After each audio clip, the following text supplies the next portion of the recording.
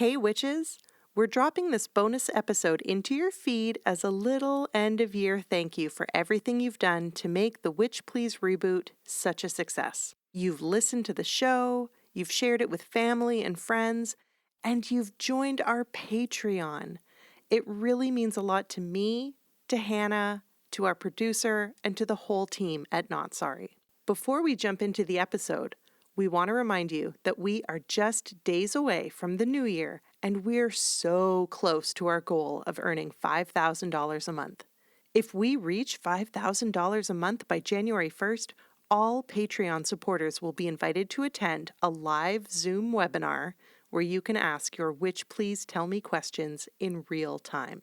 We expect it will be very silly and very fun. I'll probably have a glass of wine or two during it, and Hannah will probably suffer numerous jokes at her expense. Help us reach our goal by becoming a patron today. Instead of making resolutions for the new year, hack! Old news! Boring! Capitalist! Give yourself the gift of bonus content from Witch Please by joining at the $2, $5, $10, $13, or holy guacamole, the $30 tier. There is no ethical consumption under capitalism, so why not consume us? Is that weird? Is that weird? Did you like that? Listen, no matter what tier you choose, you will gain access to benefits that have been accumulating for a year, so there will be plenty of bonus content for you to enjoy. And for those of you who are already patrons, may we gently suggest that you make the leap to the next tier? Plus, and I truly hate to say this, we have the unedited Zoom footage from this holiday recording, and somehow Hannah has convinced me to share it with our patrons as an enticement. So yes, you can listen to this bonus episode here, but if you become a patron, you can watch us chaotically record it with a crying, barfing baby Scroot.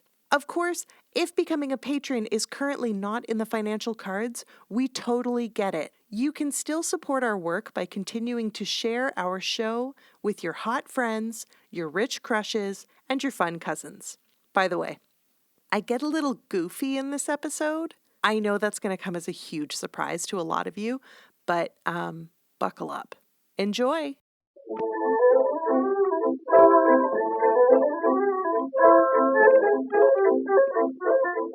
Hello and welcome to a very special episode of Witch Please that we are calling Witch Please After 8, a Holidate. What a clever rhyme. It's so good.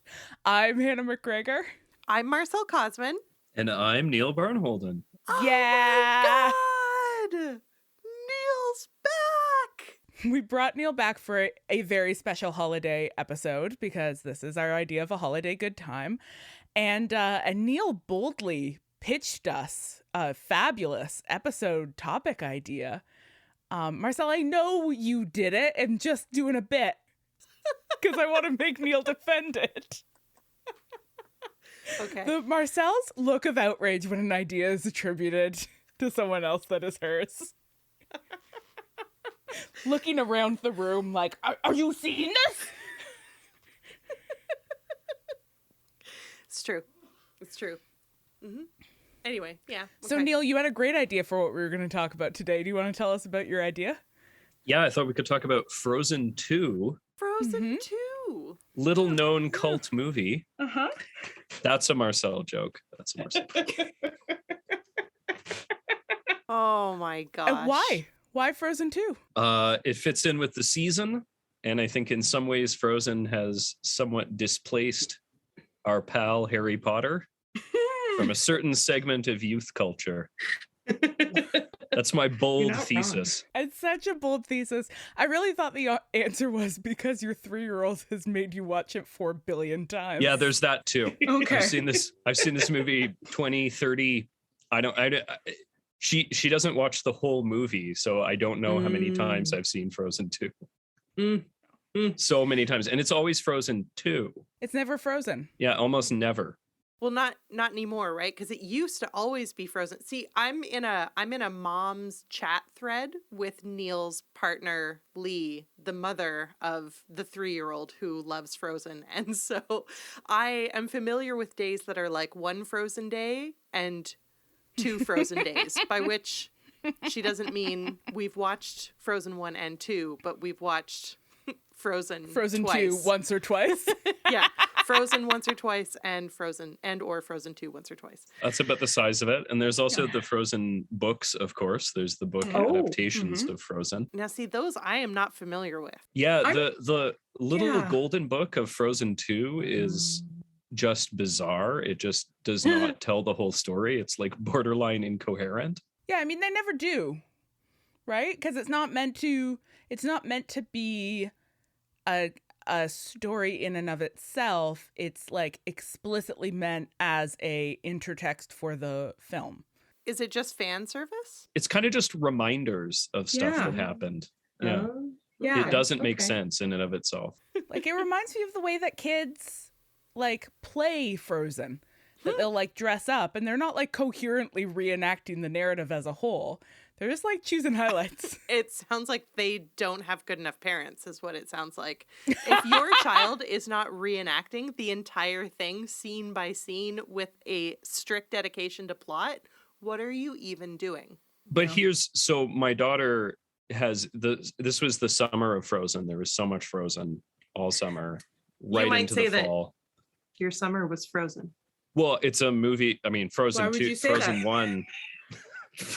It wasn't a good joke. So sorry, Neil. You were busy talking and I interrupted to make a shitty joke. Frozen does take place in the summer and Frozen 2 takes place in the fall. Yeah.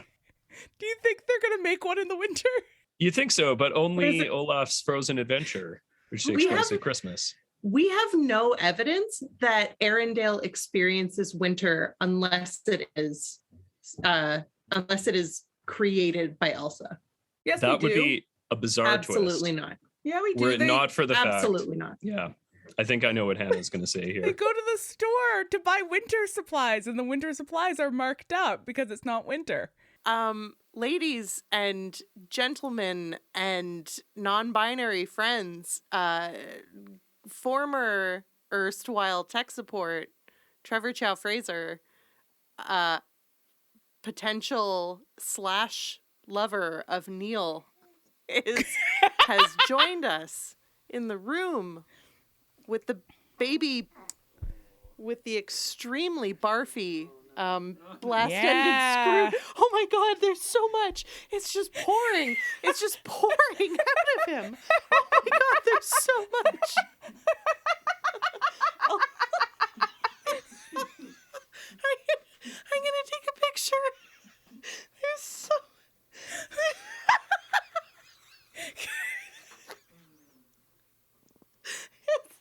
it's all over the carpet. Could this be our greatest recording yet? Give the people what they want, and apparently what they want is the unedited bullshit. This is shocking. Oh, oh God. Yeah, you could cut the sexual tension with a knife. Marcel, I think you timed that specifically to miss my explanation of why you were wrong. I don't know what you're talking about. Let's move on. Yeah, absolutely. Let's move on. Marcel, I want to know just really quickly what your prior relationship to Frozen 2 was. Frozen 2 is the first... I don't know why I'm holding the mic so far away. Frozen 2 is the first movie that I took Elliot to, and she sat through the whole thing in theaters. And so it's Elliot's like first movie theater experience. And I just really love it. Like the story, I find the story really, really delightful. And the soundtrack, as the kids say, slaps. It's just full of bangers and bops. I had to rewatch it today, and I teared up on more than one occasion about really Yeah, I have written strange down in my things. notes, when did you cry on this viewing? Because I cry at different times on different viewings. Yeah, I thought I was And guys, dead inside.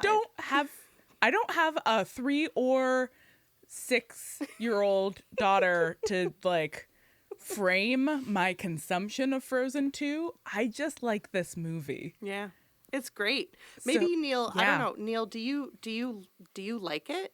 Oh yeah. I mean, it's interesting because it started as a movie that I said I didn't really choose to watch exactly, but it really grew on me a lot, and it really holds up after dozens and dozens of viewings. Like, it really, I do think this often, but there are so many movies that I would just hate to watch dozens of times. And this one, it works. It all works. Is this movie about the need for colonial governments to give the land back to Indigenous nations? I'm gonna say no. Okay, tell me more. Okay, so he's barfing again. He doesn't agree with me.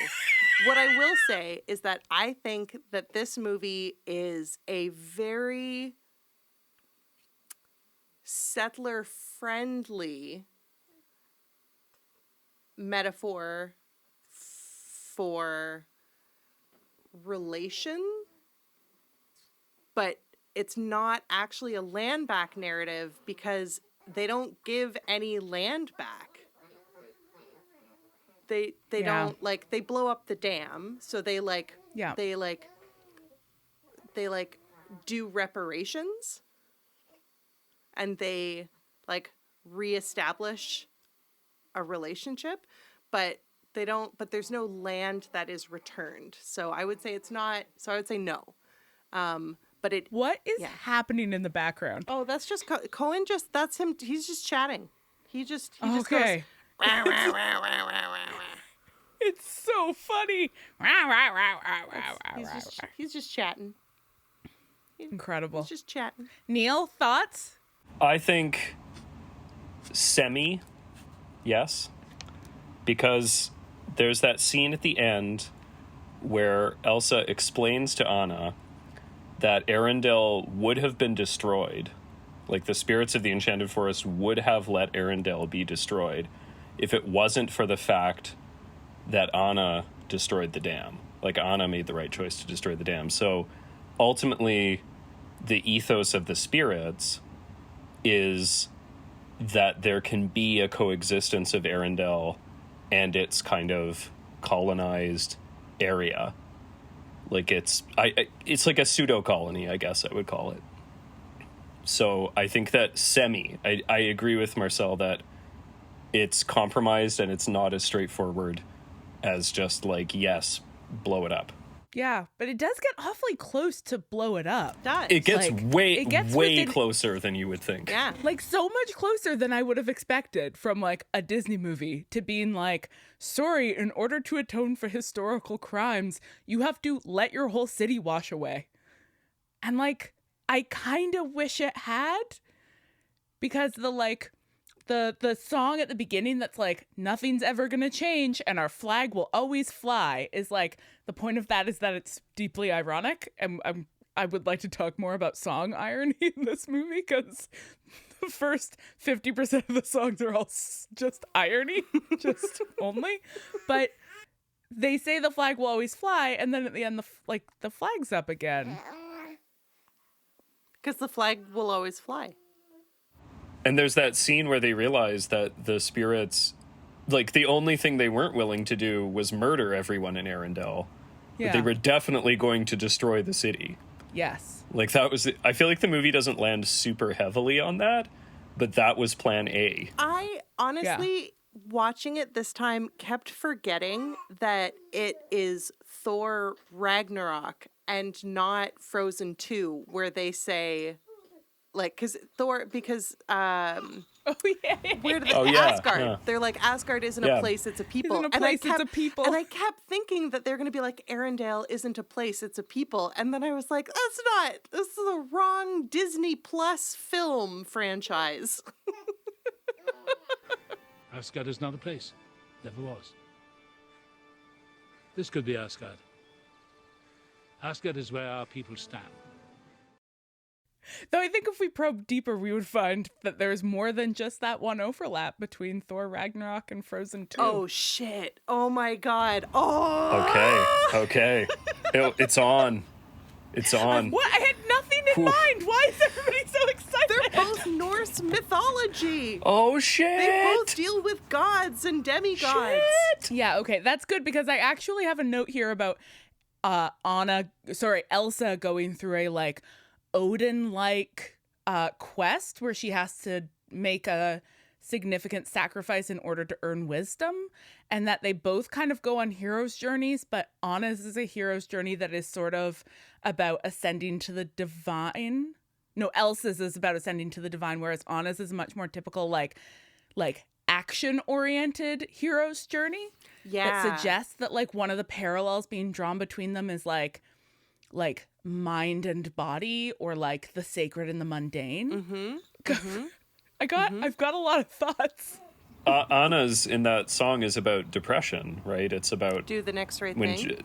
the next right thing. Okay, I'm going to hand the mic over to Trevor for just 1 second. Just 1 second. Can you tell them what you learned about the person who wrote Do the Next Right Thing? Remember, it was like the child had died and they wrote the song about recovering or like experiencing grief. Did the Lopez's lose a child? Yeah.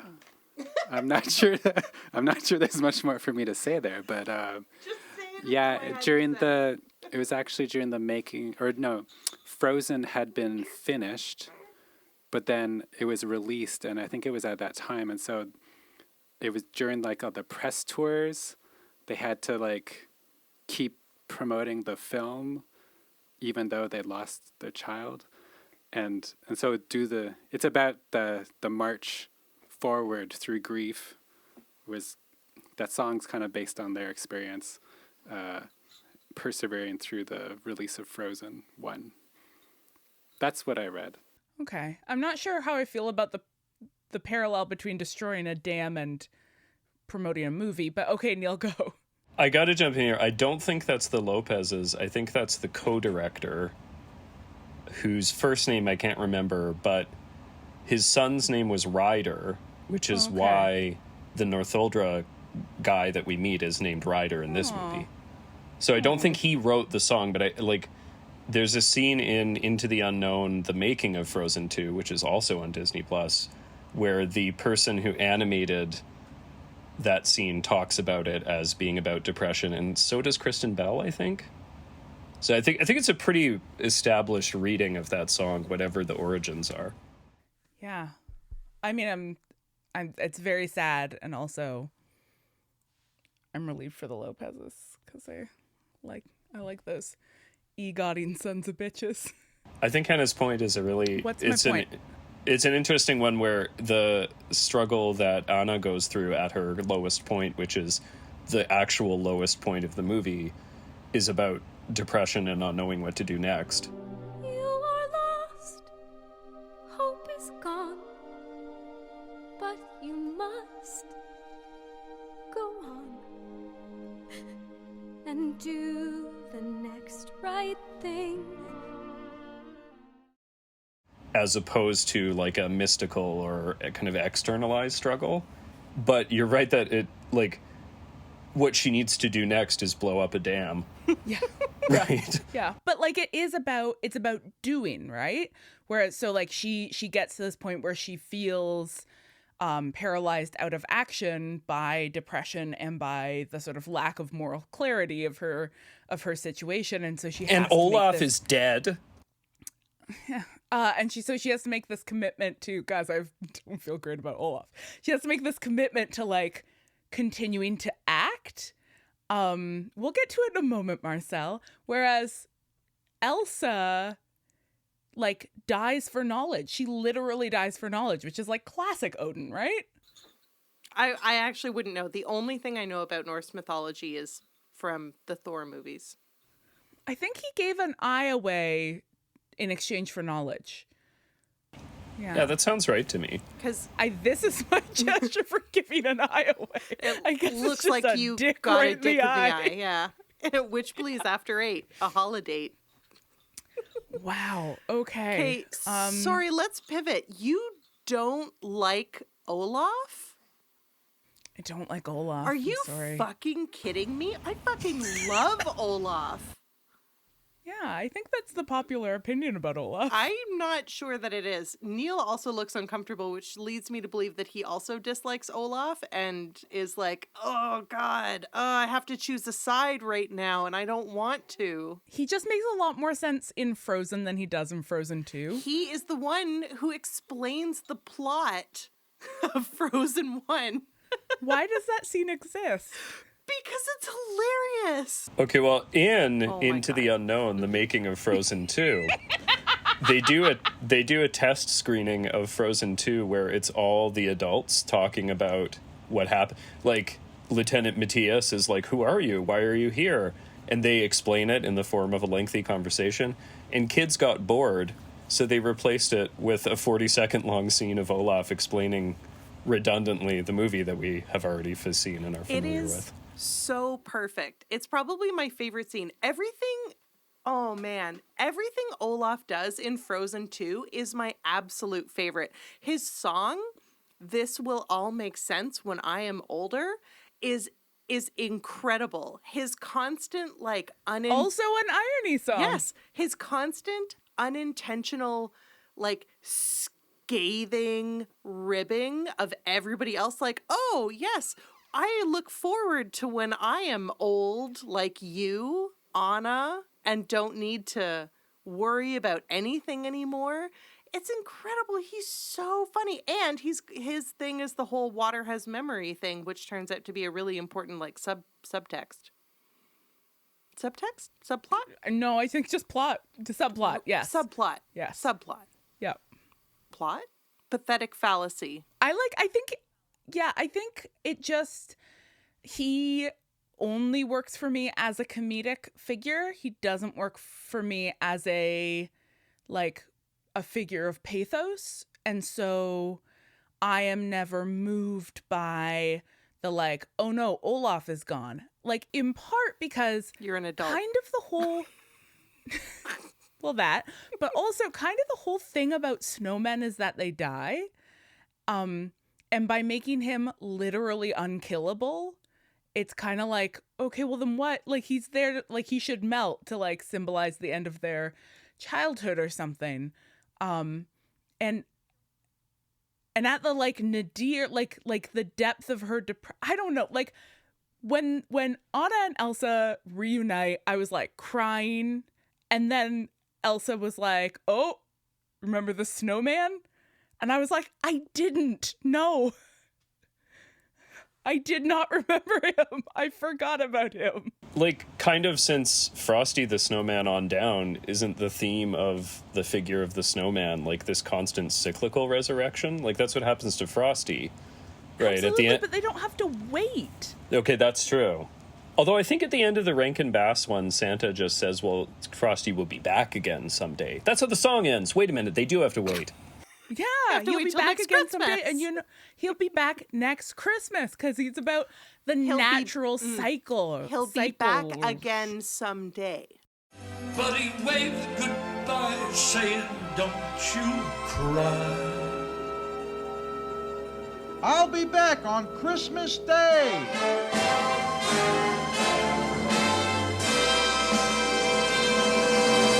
But you know what, Marcel? It will be winter. I've talked myself around to this because I just remembered about Olaf. The key thing is he has already been resurrected. That's how he appears in the first Frozen. He's their childhood snowman who presumably melted away. Oh, okay. This has changed how I feel about this. I would like to clarify why I love Olaf. I do like Olaf, by the way. I should just jump in because of here. his comedy I do like him. stylings rather than his philosophical implications. I find it a lot sadder when just a silly goofball dies.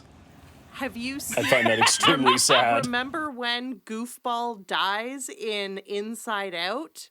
And it's fucking Yeah. devastating. I actually Ooh. can't Yeah, that remember what is his really name is, sad. but it might as well be Goofball. I think it's something very close to Goofball.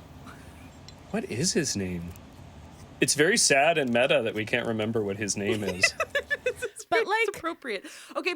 Let me explain Go, about yeah. Olaf. Let me just explain, and then I'll move on. Okay. So, what I have noticed as an adult human rewatching a lot of children's movies is that the stock character type of the like obnoxious, goofy sidekick person who only serves the purpose of comedic relief is so often excruciating for adults and is really funny for children. And I feel like Olaf is this blessed change where he's not, I find him not excruciating. I find him very funny in a Shrek adult kind of way. Like funny for adults, funny for children. The Shrek comparison is just sending me. He's funny, like iconic funny for adults film Shrek. That is the thing about Shrek. That's Shrek's whole thing. It's funny for adults. I am dying right now. If you don't start selling Witch Please, that's Shrek's whole thing pins, you're missing out on a huge opportunity, let me tell you. That's Shrek's whole thing. It's the whole thing. Okay. I'm done defending Olaf now. Let's move on. What is happening? I was like, yeah, no, like I agree it's tragic when he dies. I just don't think he should come back. And then I realized that in that moment, I sound like the child in the theater when I first watched this, where in the scene where Elsa and Anna stumble across their parents' wrecked ship, this kid went, "Oh, is Disney finally going to show us a dead body?" Cowards. And I was like, yeah, this movie for sure is going to show us the bloated corpses of their parents. The 6-year-old bloated corpses picked clean by carrion birds. Carrion? That's not what I meant. What's the word that sounds like carrion? That's it. I thought it was carrion. Is it carrion? It's carrion. Oh, sorry. No, it is. Sorry, I got... like the luggage. Trevor has chimed in. That's carry on. By carrion birds. Let's talk about irony. Okay. Like an old stone wall that'll never fall. Some things stay the same, like how we get along just fine. Like an old stone wall that'll never fall. Some things are always true. Some things never change, like how I'm holding on tight to you. I have seen this movie so many times that I feel like it's pretty deft irony. Really, I think if you're somebody who only watches the movie like once or twice or a few times, it's pretty deft.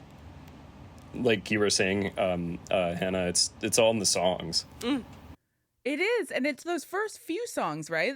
Some things never change, and then Elsa's whole song is about the fact that she absolutely will not go into the unknown. Yeah, absolutely not going to do it. And then Olaf sings about things making more sense when he's older, and I was like, oh, this is really interesting, because like rather than the sort of typical Disney, like here's the scene setting song, here's the I want song, it's just like here's the irony song, and now it's time for the irony song, and then third up we've got the irony song.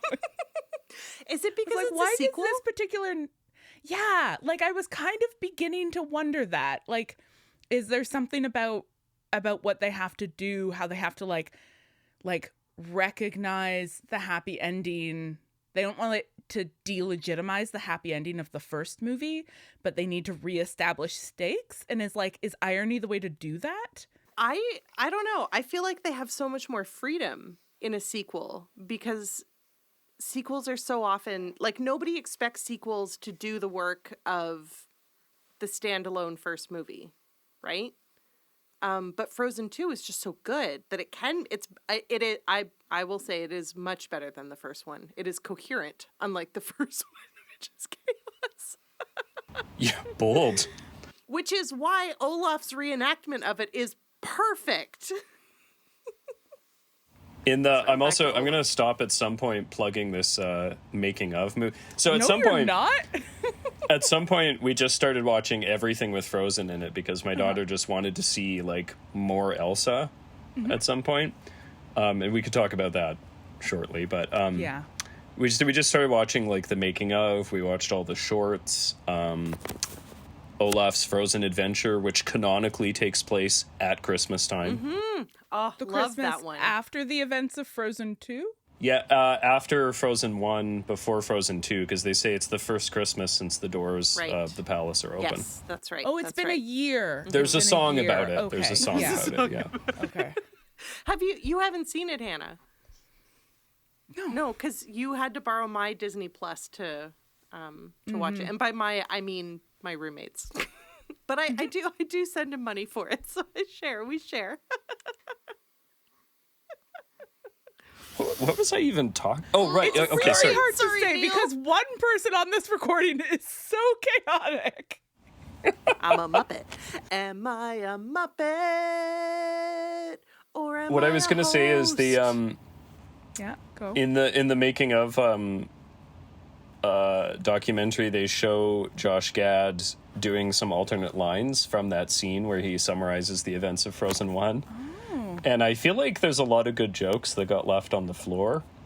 And I'm just going to recount this. I guess I'll just retell a joke that Josh Gad told once. It would be incredible if you claimed ownership of this joke. If you were like, what if they did this instead? But I really respect. We never watched the documentary. I really respect the fact that you cite your sources, Neil. This is incredible. No plagiarism for this guy. I'm running a hunch here that the audience of Witch Please contains enough people who are familiar enough with Frozen that it would end really badly for me to be like, oh yeah, I bet that if Elsa ever got a cold, she would sneeze out little tiny snowmen. That would probably happen. That's an idea I just came up with. That's so funny. That was never in any canonical source. I love that. It's in Frozen Fever, which is another short. So just would like to state for the record that Neil just specified that he's only not plagiarizing because he thinks he would get caught. Yes. So That's the only reason Neil, any give of us us some of don't those- plagiarize, Hannah. give us some of those cutting room floor jokes. So the joke that I wrote in my notebook is he's summarizing the events of it, and he's the events of the first Frozen, and he's saying doors slamming everywhere, and then he riffs on that by saying, these sisters don't know how to open these doors. They don't have the keys to these doors. They don't have the keys to these doors. They don't know where the keys are. And I was like, that's amazing. That's an incredible, like, snowman's interpretation of this story. Like, that's great. Yep, that's great. Because I mean, the thing that I like about Olaf is he has this sort of, like, savant-like quality of focusing on things that are totally meaningless and irrelevant, but all wind up being important in some way. I like it. It's a good joke. Like in Frozen 1, when he's like, oh, if only you had a one true love, like how Kristoff brought you all the way back to Arendelle so that you could be with Prince Eric. And then when they see him coming, he's like, oh, I guess he doesn't love you after all. It's a good scene. So funny. Or when he says some people are worth melting for, but he obviously just means it literally. It's not a metaphor. Absolutely not. Absolutely not. That snowman does not speak metaphorically. Just 100% sincerity all the time. Neil, I want to know more about the notes that you have written down. You said you were going to say more about liking Elsa more than Anna. Ooh. That's Ooh. controversial. My daughter likes Elsa a lot. I think probably for the reason that Elsa is who you're pretending to be when you do like this hand thing. And you just go like, Yep. That's it. She does that a lot, all the time. It's Great. it's amazing. Do you have So to I think pretend we're to on- freeze when she does it? That would be a good improvement, Maybe you should actually. start. That's pretty good. Okay. I think I will, yeah. Sorry, did I just introduce to you the idea of playing along with your child? I don't know if you know about we this, can Hannah, do but it. Neil has never interacted with his daughter. He just observes her. Well, she has powers, so of course we locked her in our house. Yeah. Yeah. Of course.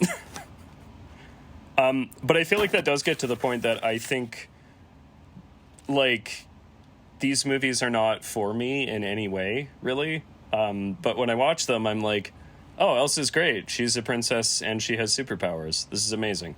Like, the appeal is so obvious that I just feel like there was no, like, what's going on? It's just like, it's so obvious. So I feel like she has a certain iconic kind of power. But, yeah. Yeah.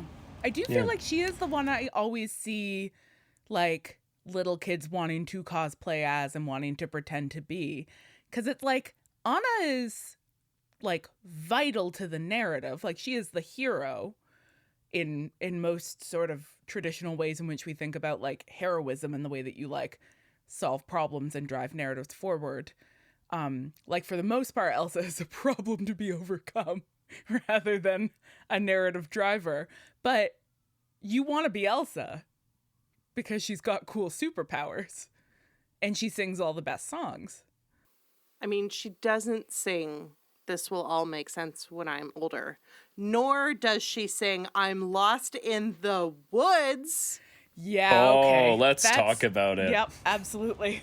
I know you're my true north, 'cause I am lost in the woods. Up is down, day is night, when you're not there. Again, from this documentary, one of the things they talked about is that there You wasn't, weren't gonna like... mention it again. Yeah, it really informed how I think about this movie that I've seen 30 times. They talk about how the first movie didn't really have, like, a boy song. Yada, yada, yada. This is what they came up with. They which were I like, think this is just what boy songs are. incredible, just astonishing, like, incredible. This is incredible work. because it is such a boy song, but it's also such a soft boy song. Who am I if I'm not your guy? I love it because of how it fits into the narrative. Like this, like the relationship between Kristoff and Anna could have gone in many directions, and the direction that they opted for is, I'm here, what do you need? It's amazing. It's really good. Kristoff is great. I love him Yeah. so. I agree. I am not in that moment. Yeah, he's like, "Oh, I'm not not the hero. romantic hero of this. Yeah. This narrative is not about me." And rather than that, for him being like, "Okay, cool, I guess our relationship is over," he's like, "Cool, I guess I'll just decenter myself and render assistance." Yeah. What a guy. I know. Yeah, it's the second most important soft boy anthem that exists. What's the first one? By Wife Energy. Pardon? It's a TikTok song. Okay. By Wife Energy. Well, to be honest, I'm a sensitive guy, but I really try to be a good ally. That's very charming. Oh, you know what? We'll just drop it in. Just, Coach, just drop it in. Good.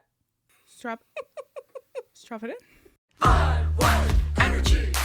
Yes, by wife energy. By wife energy. He is by wife energy.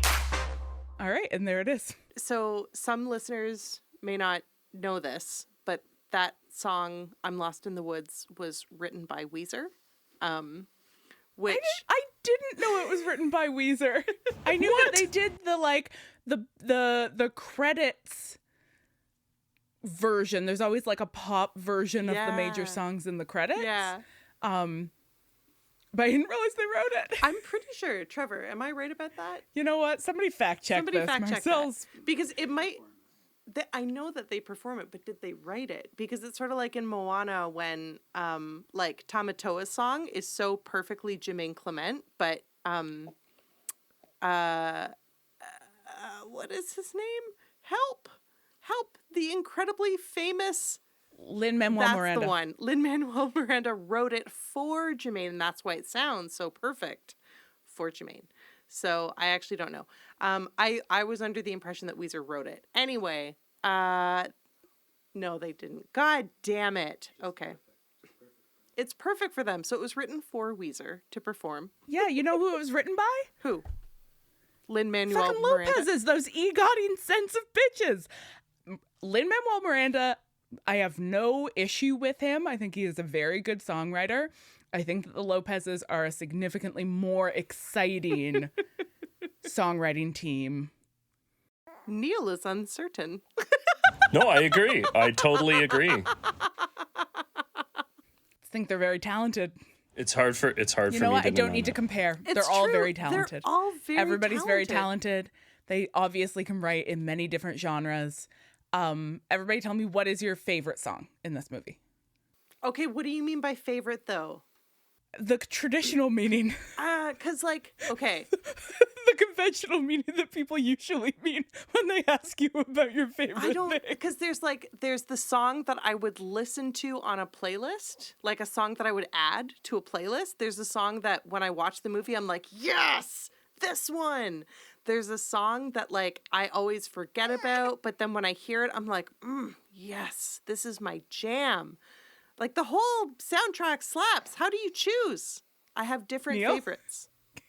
Neil, what's your favorite? I'm going to say it probably actually is the Christoph song. Yeah.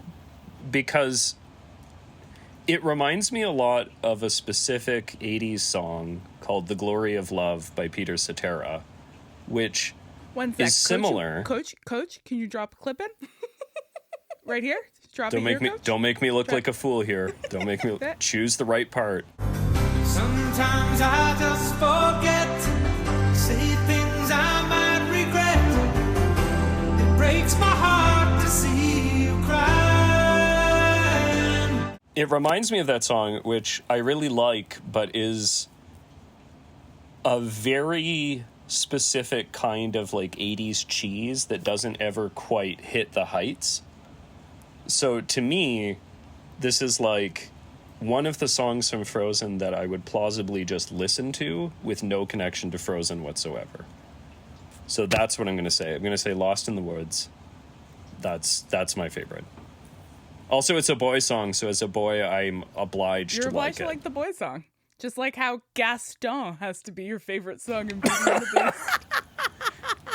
Hannah, one of the first times I ever met you, possibly the first time I ever met you, we were all waiting in line to go to the Edmonton Expo. I was going to say, was it in line at the Edmonton Expo? 'Cause Yeah, if so, that's the absol- first time you ever met me, for sure. Absolutely. And you absolutely came out of the gate strong with a dressing down of any defense of Gaston.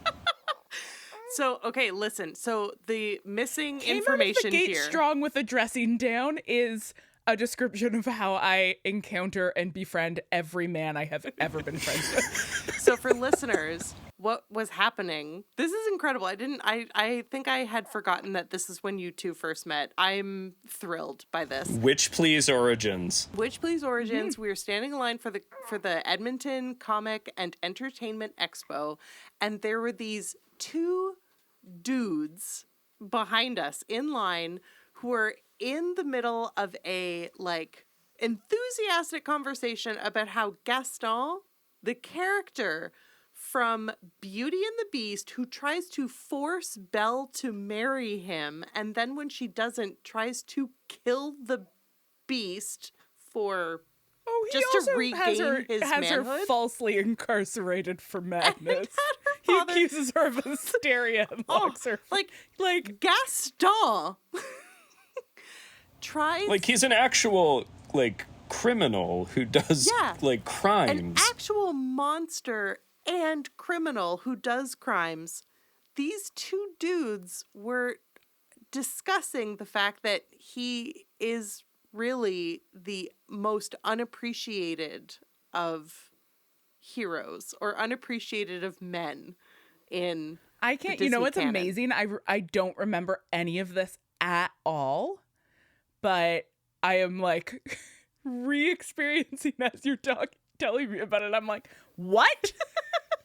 Like, of course, at the time I clearly had the same response. No, all I remember about that lineup Mm-hmm. is the fact that Neil passingly, I had no idea at the time that Neil was dating Lee. And I knew Lee already. And Neil made a passing reference to how his partner wasn't coming because she wasn't into these kinds of things. And I immediately was like, well, she sounds like a real bitch. I just like constructed this narrative in my head where like she was really mean and treated Neil badly. I just invented this like emotionally abusive partner for Neil.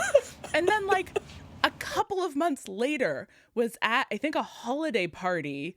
I believe Jillian's house. Not my sister-in-law Jillian, a different Jillian. A different Jillian. And you and Lee were in different rooms. And I had like chatted with you for a bit. And then I went into the living room and was chatting with Lee and was like, yeah, how are you doing? Like, what's new? What's going on? And she was like, yeah, things are really great. Like, you know, I started dating somebody. I don't know if you've met him. His name is Neil. And I was like, but you aren't a bitch. But you are not a bitch. Okay, well, while we're telling tales out of school about Neil and Lee, I want to tell you guys, I think, Neil, I wonder if you remember this. I know I told you when it happened. So I had not met Lee for years. I knew Neil and was friends with Neil for years before ever meeting Lee. And in advance of Neil's birthday, right around the time he became all but dissertation in his PhD process, where we were going to get together in the pre-pandemic times for drinks outside at an event at a patio, I had a dream where I met Lee, who I had never yet met, and she had an English accent. And I told Neil ahead of meeting Lee that I was like, hey, I had a dream that I met your partner. Does she have an English accent? Am I a psychic genius? And Neil was like, and is she not. a huge bitch? Listeners, this is only hilarious because Lee is not a huge bitch. Nor is she British. Nor okay. is she British. Just want to jump in here and point out this is also all dramatic irony. This is all, you know what? We're exploring right now the power of irony. I still didn't get any answer about why there's so much irony in the opening songs of this movie. Why not? Yeah, but I think that theory makes sense. What's the theory? Like, they start where the other movie ends, right? So they can't just have the same things happen again because that would be so awful and such a waste of time. Hannah is so mad at me because I'm really drunk right now and I'm just being such a fucking chaos muppet, and Neil is taking this very seriously, and I am here to remind you that I am the mess you left when you went away. And I'm here to remind you of the mess you left when you went away. Wow. Are you irony? Are you doing like a... Not unlike Alanis Morissette. Like a different track on the same know what album? irony is. And so I just Whoa. say things. And sometimes they hit home. Is it you? Whoa. Mm-hmm. Mm-hmm. Complex. Oh. I'm gonna see what else I've written down. Okay. I would like to have a conversation about Elsa's theoretical lesbianism. Yeah. I would love to have a conversation about that. Yeah, okay. Okay, because I think that there is some like rumors that they considered actually making her canonically gay. I don't know how many of those rumors are just Twitter nonsense. But Elsa reads extremely asexual to me. Okay, so Yeah. that's what I was gonna say, is that like is lesbian just the like go-to term for queer woman character? Yeah, like, you know who Elsa is in love with? That water horse. And that cool fire lizard. And the cool fire lizard at the very beginning of the movie, Anna is like, heterosexuality is awesome. Let's make these people kiss. And Elsa literally says, ew, Anna, gross. Yeah. Yeah. Yeah, they establish it that, like, as a child, she is like, this is very weird. And there's just that moment at the end when Kristoff proposes to Anna finally. And if you look at Elsa, she's standing on the side like, oh, this is so weird. And then instantly walks over to Anna, takes her hands, and like brings her over to do something else. When you watch that scene, it's like, hooray, oh, look, the Earth Giants are here. Let's interact with them instead. Like, immediately. Oh my God. I love it. I'd also like to throw in, of course, the point that Prince Hans of the Southern Isles brings up in the first God, I called movie. him Prince Eric earlier. We all knew who you meant. Yeah. That he brings up that no one was getting anywhere with Elsa. Yes. Which was his original plan to take over the kingdom. So just throwing that in there as like, I do think it's interesting and good. I mean, it's not good that Elsa's one of the only characters you could say this about, but that she is excerpted from the compulsory heterosexuality of Disney movies. Yeah. I mean, it's not good that she's one of the only characters, but it is good that there is a character. And one of the most Who works that famous and beloved. Yeah. They pluck her right out of that and instead make her want, like, knowledge and power. And knowledge power, hypothetically. And, like, that's not bad. Like, she's not punished for being a woman who wants, like, that scene, the fact that the final scene of the movie is her face as she rides a magic horse out to the ice fortress, when, like, the whole first movie was like, you're not allowed to have an ice fortress. That's the moral. Ice fortresses are bad. You have to come back home. Sorry. No ice fortresses for you. In the second movie, they're like, psych, she can have an ice fortress if she wants. Bye. Also, the whole song, Into the Unknown, and like the Atta Holland song. Oh my God, help. Help. Show yourself. Show yourself. Show yourself. Show yourself. Is all like the this is A+ quality right now. A+ quality Marcel content. The whole thing about the song is her like thinking that it's about finding someone else, and then it's like, oh no, I'm enough. The whole point of the song is I'm enough. What I am and what I have is enough. I'm who I've been looking for. And then like that's so like, yeah, she gets an ice fortress that's all to herself that she gets to go to and sing songs about. And yeah, if this isn't a blessed asexual narrative of like fulfillment and acceptance, then I would like you to point me in the direction of something that is. She is like a spinster icon for our times. Yes. Yeah. Yes. Yeah. I love it. You know, before Elsa, like the asexual pop culture representation was Todd from BoJack Horseman, who I love, but who is not heroic. No, I mean, nobody in BoJack Horseman is a good representation of whatever demographic they fall into. Like, yeah, but yeah. Anyway, Elsa, big fan. Neil, what else do you have written down there in your secret, serious adult pad of paper? Nerd. Welcome back to Wish Please, Neil. Marcel's gonna get drunk and bully you, apparently. This podcast has changed. Do you think Elsa really dies? Oh, that's a good question. What a great question. You know, it's funny. The second you said that, I was like, yeah, she does. Like, she turns into ice just like Anna did in the first one, which I think is symbolically a death, right? Isn't it cool that they both have to die? I'm not drunk. I have no excuse for the things I've been saying. Why aren't... Oh, sorry. Okay.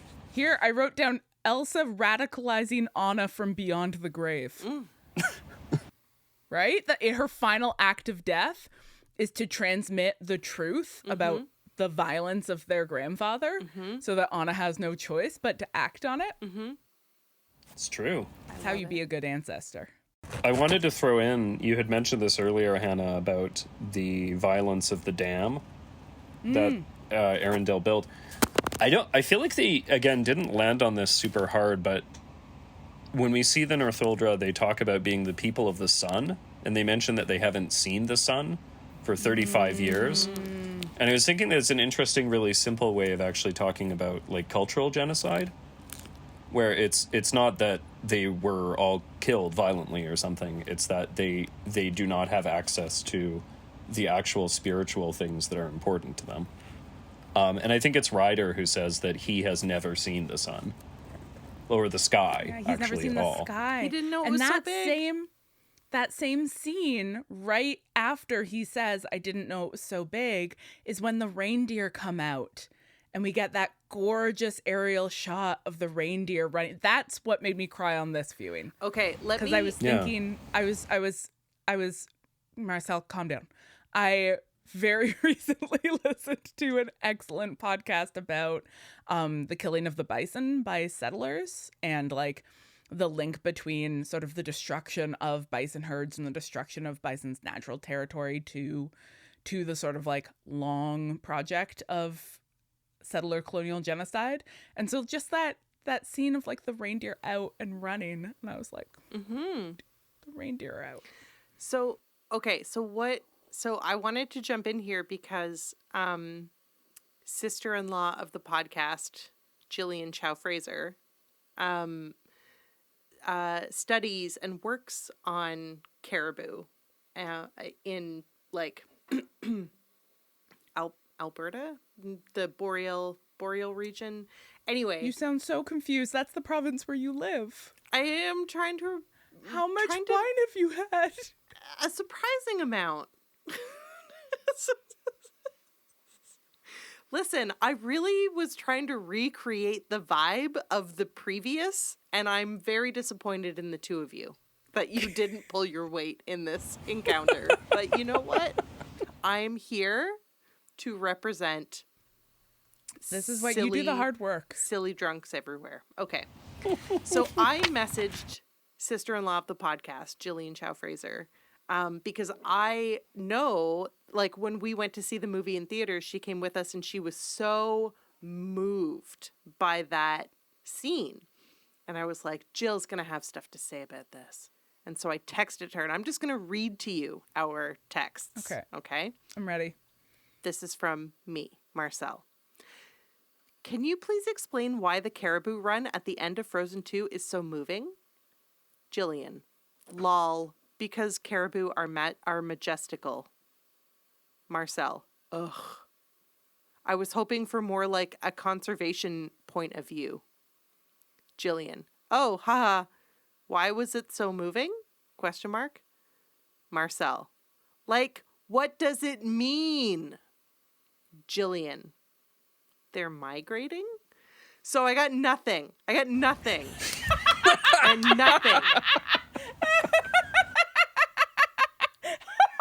And I want to share that with the people who are listening and be like, wow, what a disappointment. I do think she's right though. What's moving is that they're migrating. Yeah, but what does it mean, Hannah? Well, because we've established that the North Uldra are not only the people of the sun, but that they are also a people who move with the seasons.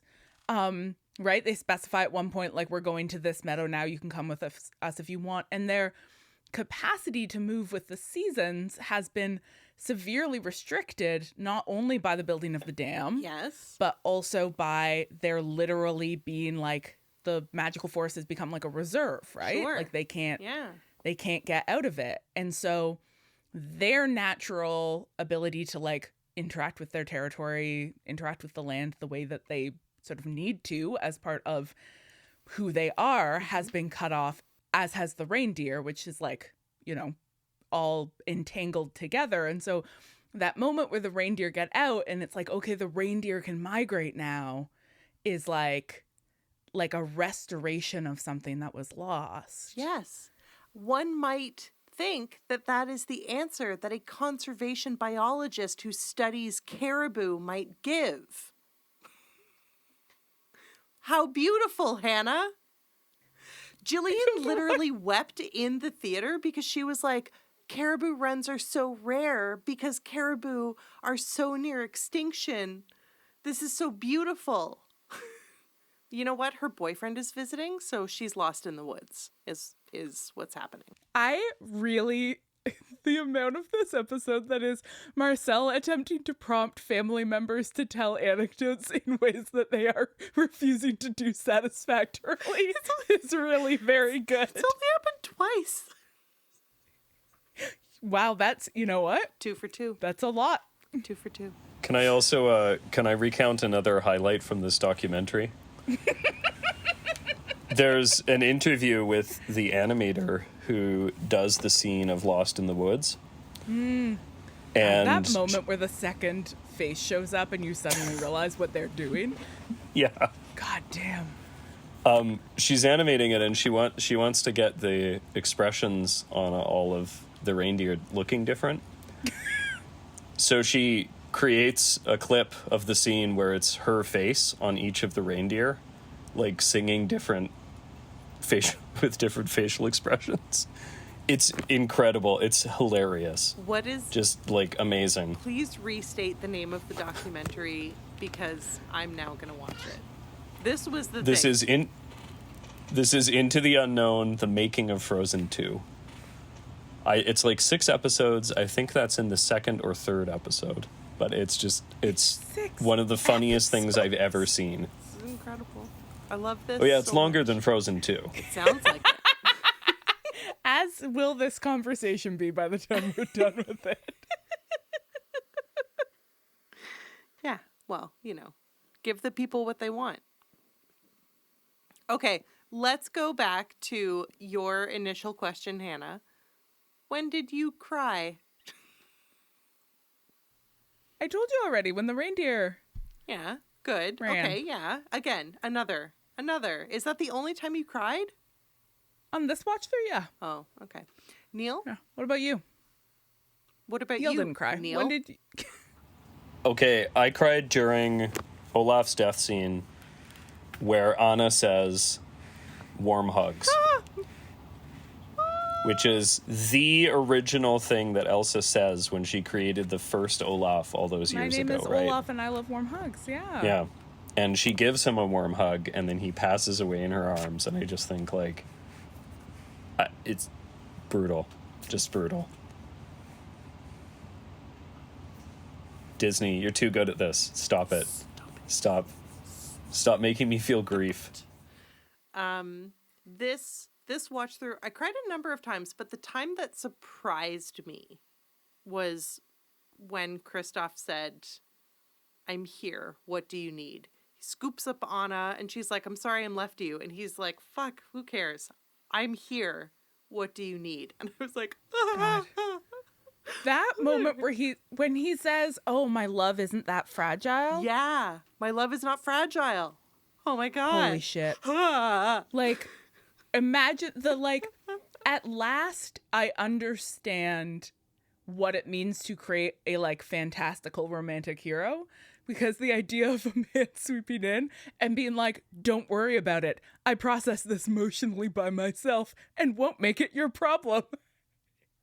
It's like, said no man ever. Oh, my love is not fragile.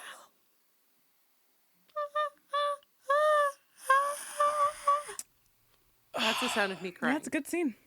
It's a good scene. What a great movie. Oh my God. It's a good movie. I gotta say, I like that it's so ambitious. It's a very ambitious movie. Yes. Tell me more. I just really feel like it's, I don't dislike the first Frozen, but I feel like the second one is really trying to do significantly more and more difficult things. And I like it. I think it's about some very kind of difficult things. emotionally, story-wise, there's the fact that there is not really an antagonist to the story who is alive at the time of the story. Like the antagonist is the violence of their own familial history. And the past and their responsibility to it. Yeah. And even there, the movie isn't really it does not go, and I think rightfully, heavy on the fact that it's their grandfather. He's secretly the villain of this. It's just he's barely in the movie. Right. It's not like, oh, well, we reduce it down to Hitler and then Hitler is the bad guy. It's like the grandfather does this bad thing, but we are all responsible for the longevity of the effects of that bad thing.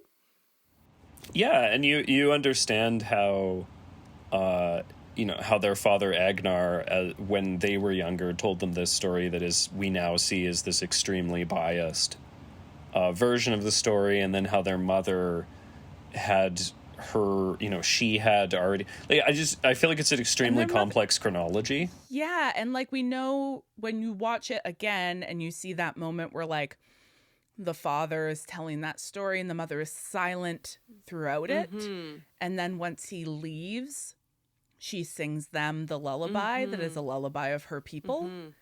That's how do I teach you the values of my people without either outing myself, because it seems like she is passing and needs people to not know that she's Northuldra, but also that she doesn't seem to be in a position to directly contradict her husband. Mm-hmm. But is trying to find another way to teach her children. I was just going to say, it's just a really complex story, I think, in terms of what actually happens and the feelings that the characters have because of it. And I think the movie does a pretty deft job at weaving between those things and not having it be just a mess. Mm-hmm. You could just see how this could just be a mess. Yeah. And there are little bits, I feel like the wires show in a few moments. I feel like towards the end of the movie when they're having to tie up all the loose ends and there's kind of a few too many short scenes that are just loose end. They kind of have to do some it's not as tidy or as neat narratively as the first one was. I know, Marcel, you said that it was wild, but in some ways the first one is also narratively very tidy. Right? There's a problem, that problem is overcome, and then the next scene everything is fine. Well, and sorry, no, go ahead. Oh, just you can't, nothing happens in this movie that means that in the next scene everything's fine. Mm-hmm. Neil? Oh, I was just going to say that actually one thing that I think is a real weakness of the first Frozen is actually Prince Hans, when it turns out that, he's actually the antagonist, he's actually the bad guy, he's been running this scheme this whole time. But up until that conversation with Anna, literally nothing that he's done would have been any different if he was completely sincerely her romantic interest. And I always feel it's not that's bad or I don't like it. It's a twist, right? I mean, it's kind of unsupported, but it's a twist. But I do feel it's very simple to just have a character pretend to be good and then, it turns out he's bad. And there's no foreshadowing of it bad. At all. He's just a bad guy. We thought he was a good guy. He's a bad guy. He's one of the worst people in this entire franchise, but nothing he does would have been any different if he had been completely sincere, and nothing we see would be different. And it's just kind of there's no foreshadowing of it that I can pick up on at all. No. I believe the reason there's no foreshadowing of it is because that was not the original plan. This is another one of those things where I wish Trevor was in the room, because I know that he knows more about this because his brother hates Frozen because of the narrative inconsistencies. And so they've had multiple conversations about this. And so brother-in-law of the podcast, Emmett Fraser. Fuck, do you want to try texting him and see if he'll give you a clear explanation of his stance? Absolutely not. He does not listen to this podcast and he does not know that I'm talking about him right now. No, but I can't. I'm just going to throw out a number here. I think that Frozen 1 was rewritten 4 times. And so like the story goes in a lot of like weird. You could just say several. We've got words for like no, but bunch, 4. but I don't know the... I know, but like 4 is the number that's in my heart, and so I want to be true to my heart. Okay, yeah, listen to your heart. I think it's 4. Anyway, who knows? It was rewritten several times, and yeah, because like Elsa was going to be the villain originally. It was going to be like a more traditional Snow Queen kind of situation where she had to be defeated. Yeah, so like a lot of shit happened in the making of Frozen 1. Why haven't they made an Into the Unknown, the making of Frozen 1? Probably because a lot of stuff happened backstage that was not that fun, is my guess. Anyway. Yeah, and because Into the Unknown was in Frozen 2, so that would have been a wild thing to call the making of Frozen 1. It really would have been unexpected. Ironic, you might say. Ironic. Yeah. It would have been ironic. I mean, maybe the second movie is so ironic because they're making up for the absolute lack of any kind of like dramatic irony in the first one. There's like no moment where anybody turns to the screen and is like, wink. Yeah. This guy's bad. So no moment where he like steeples his fingers when she walks off screen. It's just irony free. There's even right after he first meets her and he winds up in the water under the boat and you see him, he's completely alone and he just makes this kind of totally sincere, like, oh, I just met a wonderful girl face. And it's like, he's evil. What he just decided is to kill her. And it's like, I feel like this, I wouldn't be surprised if I feel like this is confusing to children because there's no signposting of it at all until he suddenly turns out to be like the worst person. I'm going to say that it's not confusing to children because children don't pay attention to signposting.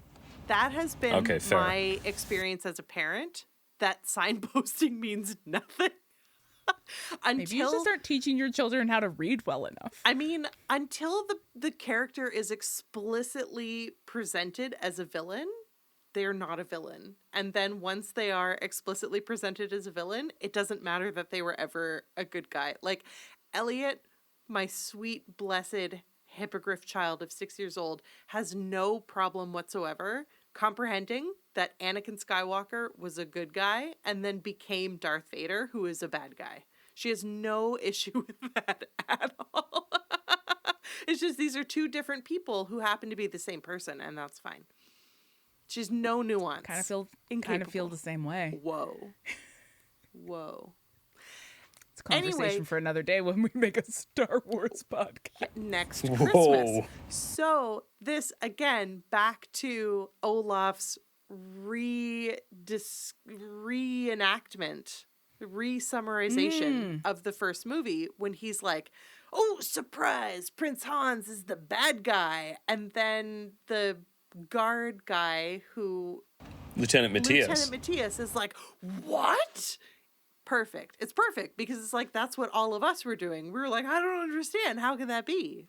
It doesn't make any sense because it didn't make any sense, but they did it anyway. Well, the movie would have been exactly the same up to nothing would have been different. There's no, the second movie I think does such a good job of, oh, that makes sense. Like, that's something I didn't know. And it makes sense given what we already know. Like, when even your example just a few minutes ago, Hannah, where you're like, oh, that's why their mother reacted in that way in the very beginning of the movie. Now we understand why. Yeah. Yeah. Yeah, it is a tighter movie, for sure. Yeah. I don't know if this is where you were going with that story, Marcel, but yeah, I suspect that Frozen 2 was rewritten maybe many more times on like a micro level. Like pre-production. Like scene by scene, yeah. But less of that like complete overhaul of what we think this movie is about. Yeah, like I think the difference is that whatever rewriting happened for Frozen 2 took place before they started illustrating and recording. Whereas Frozen 1, it was like, ooh, I know we already filmed the entire movie, but can Filmed? Yeah, filmed. Filmed. Well, they talk in Into the Unknown about how they spent Thank you, Neil. 2.5 years writing the movie. Neil is here to prevent a fight, is what's happening. That's what's really going on. That's my Neil is the bridge Neil between is the the spirit bridge. world and the human And world. a bridge has two sides. Hannah is one side, Marcel is the other, and Neil is the bridge. Wow, this metaphor got confusing. Guys, I have one last question. I have one last important question. I want to hear what Neil has to say, though. He didn't finish his point because I interrupted him. It's fine. No, Neil. Okay, tell me. Go. I was just gonna say, if you watch the documentary, it's very clear they spent years writing the movie, like years writing it before they filmed anything. When the documentary starts, they have a year before the movie comes out, and they haven't animated the whole thing. Frozen 2. Season 2? Fall. Season 2, otherwise known as Fall. I'm so sorry that I'm so drunk, but I just want to remind the listeners that there was one time that Hannah showed up to an interview super stoned. So... Oh, I was so high. Yeah. It was with Jillian. It was. It was with her sister-in-law of the evolution to me. I podcast. was so high. Okay.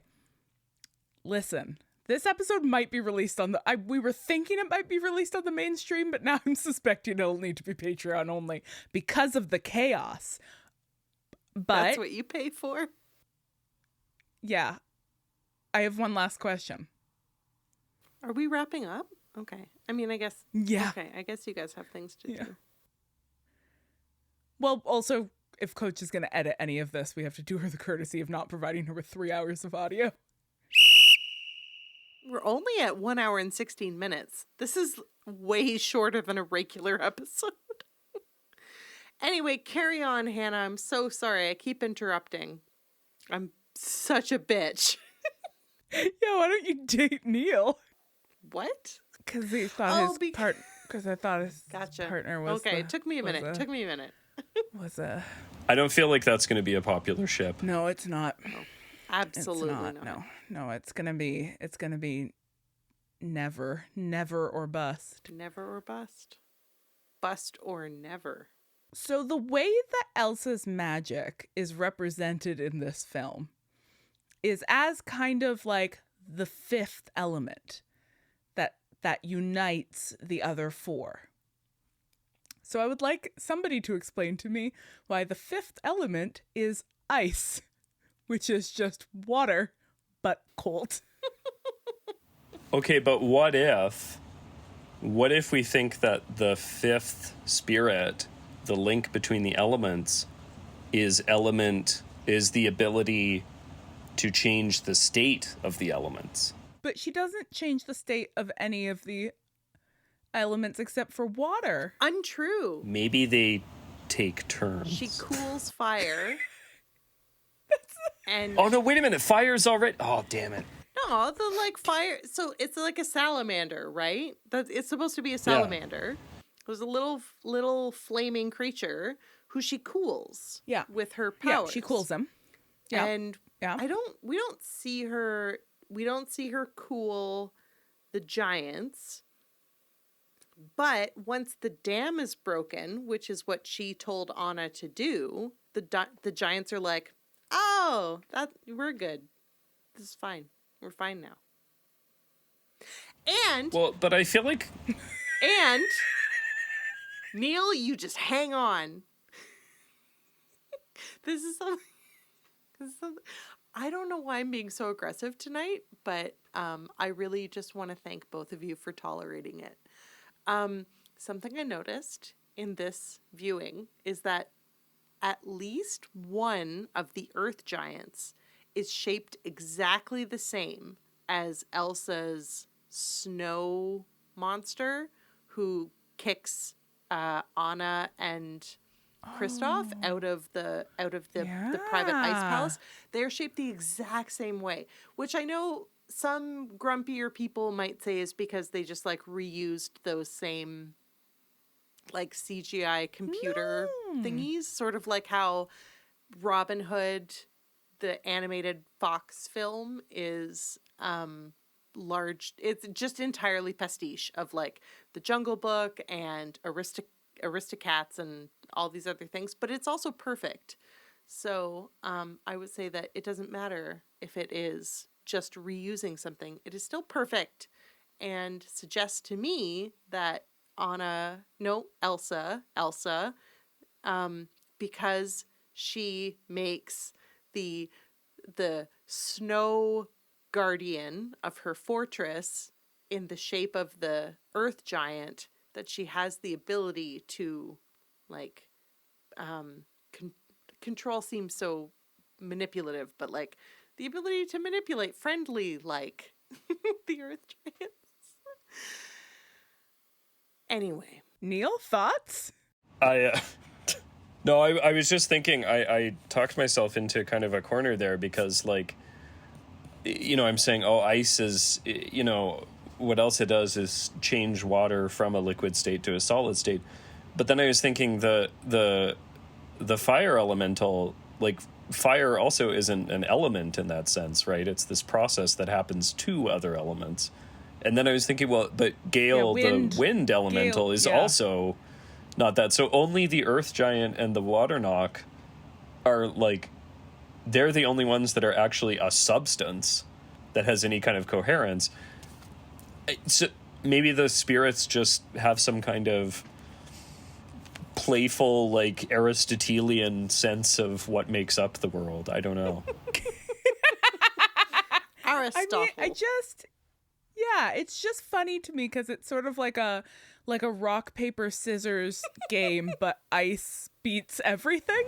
Yeah. Oh, ice beats wind. Ice beats water. Ice beats earth. Oh, ice definitely beats fire. It is weird. It is weird. Ice beats fire? Sorry, fire's desire is to be colder, not to burn more? It's fine. I mean, it's fine. It's fine. I think part of it is retconning Snow Queen narrative into a different kind of story that they are trying to tell. And so they want her magic just to be magic, like connection to the spiritual realm, but they've already established the sort of visual and narrative vocabulary for magic to be ice and snow based. Mm-hmm. This is all fine. Mm-hmm. But it was a little funny to me. The premise of like, there's 4 elements and a 5th one unites them all. Snow. I assumed... Usually it's heart, but fine. Well, yeah, like in the movie, The Fifth Element, it's love. Love. And I think... And in Captain Planet, it's heart. It's heart, which is where we feel love. That's not true. I feel love in my stomach, and it feels like throwing up. What? And... I think that implicitly in Frozen 2, we are, I think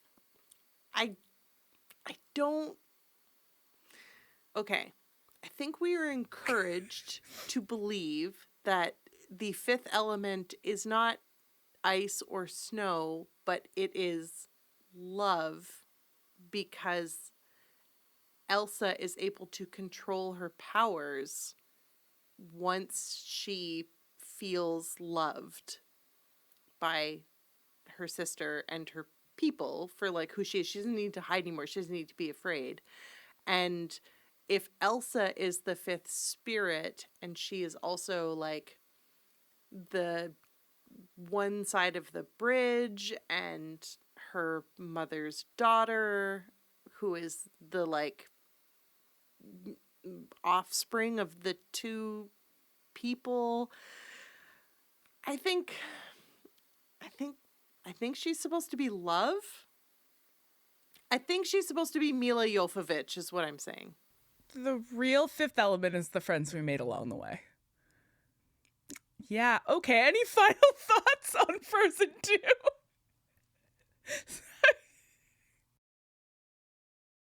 I feel like I got to keep some of my guy with the film degree cred in here, so I'm also going to say that there's a lot of shots in this movie that minimize the characters against the natural background. You could have actually just pretty ended cool. it at there's a lot of shots in this movie. There are. As a film guy, I gotta say, a lot of shots in this movie. There's a lot of them. I was there. I saw them.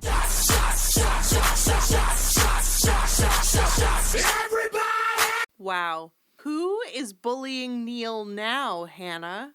You're right. They are often sort of panning out so that you can see how small they are in relation to the overwhelming nature. I love that scene where Elsa is trying to figure out how to run across the sea Oh, it's so good. and just keeps getting slapped by waves. It's really Just like a great animation scene. It's Just beautiful. Yeah, it's Yeah. so good. Yeah, I don't always notice the animation in these movies until they do a scene like that, and I'm like, yes. So, okay, here's a question that I have about film and animation. All right, and on that note, we're going to wrap up our discussion of Frozen 2. Thanks so much, everyone, for coming on this journey with us, where we watched 3 adult humans slowly descend into madness, thinly disguised as a conversation about an animated film, but I don't know if we fooled anyone. Hey, Neil, if people want more of you, where can they find you? I have a dormant Twitter account. Ooh, brag. Let's check that out. Neapolitan. Yeah. Yeah. Kind of nowhere else. I just did a bit of academic writing. That's going to come out. Actually, Hannah hooked me up with an academic writing opportunity. Cool. Yeah. So that worked out well. So I've got a guide to a chapter about the relationship between literary magazines and comic books coming out at some point. I'm not sure when. Yeah. So- I am also in that anthology, so when it comes Yeah. out, get into it, It's a, everyone. it's a Witch Please must-have. Buy several Yeah. copies. It's basically a Witch Please collector's item at this point. Basically, it's gonna... Oxford University Press companion to the literary magazine. Is it Oxford? Edinburgh? Edinburgh Yeah, who is University it? Press? Was it Routledge? No. Oh, could be. Is it Routledge? I don't know. It might be Routledge. We're not editing this. Like, Yeah, we don't worry. edit We that just collection. wrote for it. It's fine.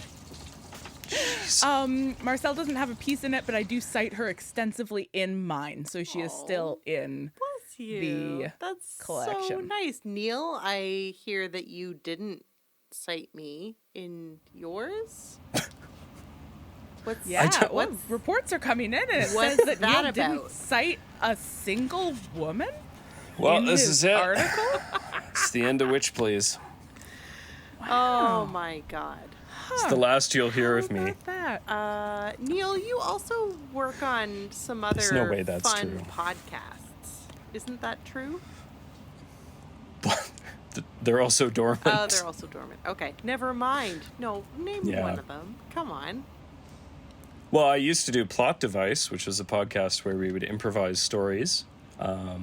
Again, we've sort of set that aside for the time being. For now. For now. But you'll be back. Yeah, it'll be back. Yeah. Okay. All right. Well, everybody look on the internet for Neil, and you'll find him somewhere. And on that note, happy holidays, everybody. Happy holidays. I hope that you are all having a hoot of a good time.